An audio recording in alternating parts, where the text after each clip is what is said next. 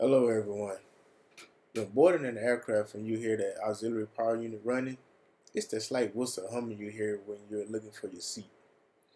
As the aircraft being pushed back and the pilot starts the engine, it shuts off. Have you ever thought, who are the mechanics that keep this aircraft flying day in and day out? One of the specialists that contribute to this integrity of the aircraft are the aircraft fuel system specialists. They're the ones that keep the fuel system 100% good to go. We trust these people with our lives every time we travel in the sky. Without further ado, we will start out with safety. Safety plays a major role in my job. The reason why safety is so important is because this job is life-threatening to the people that perform these tasks. You have to take in the fact that this tank has held JPA fuel in it. This is why we have PPE. PPE is personal protective equipment. This equipment consists of tri-layer Gore-Tex coveralls, chemical-resistant gloves, steel-print booties, and respirators. I have a full face and a half face. These items protect us from coming into contact with fuel or any other hazardous chemicals that we are exposed to. But we also cover some of the training that is required to perform these tasks. We have to go through OSHA confined space training, which is Occupational Safety and Health Administration, a physical, respirator training, emergency extraction exercise with the fire department every year.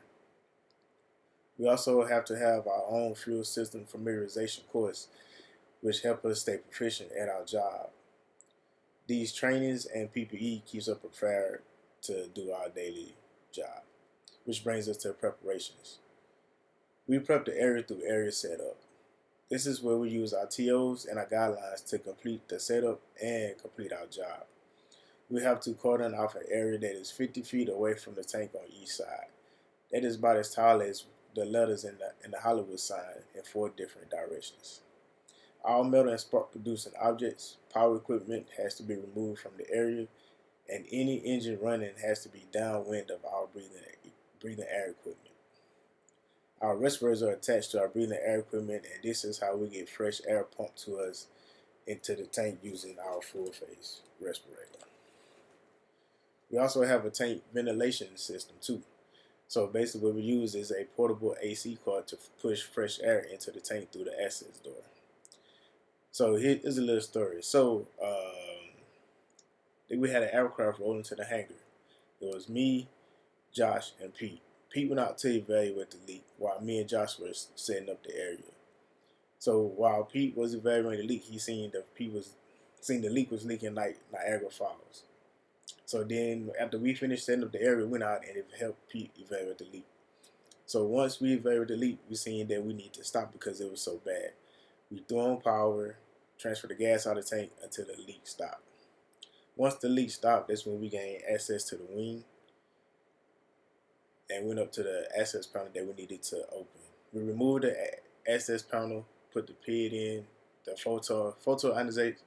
photoionization detector to take the reading to make sure that the tank is safe for entry. So the reading was too high. It was like 1,200 parts per million.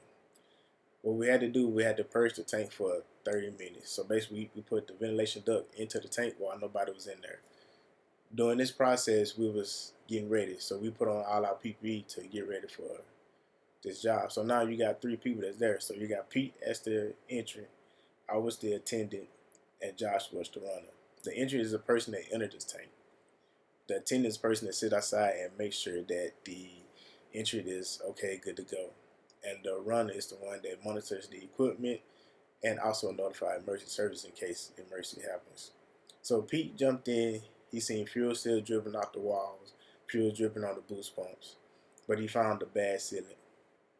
He scraped and resealed the sealant. This is why our job is considered the dirtiest job because of the fuel. You get soaked with fuel, you come out smelling with fuel. I remember when coming home, I had to change clothes outside, and my kids sprayed me down with the water hose before I entered the house because my wife wouldn't let me. So, day in and day out, these people in this career field put their lives on the line to make sure that the aircraft, civilian or military, is able to transport you wherever your heart desires and to make sure that the mission is met. Whether it's delivering cargo or vital assets downrange, aircraft fuel specialists are crucial to keeping the planes flying high by completing a dirty job. Thank you.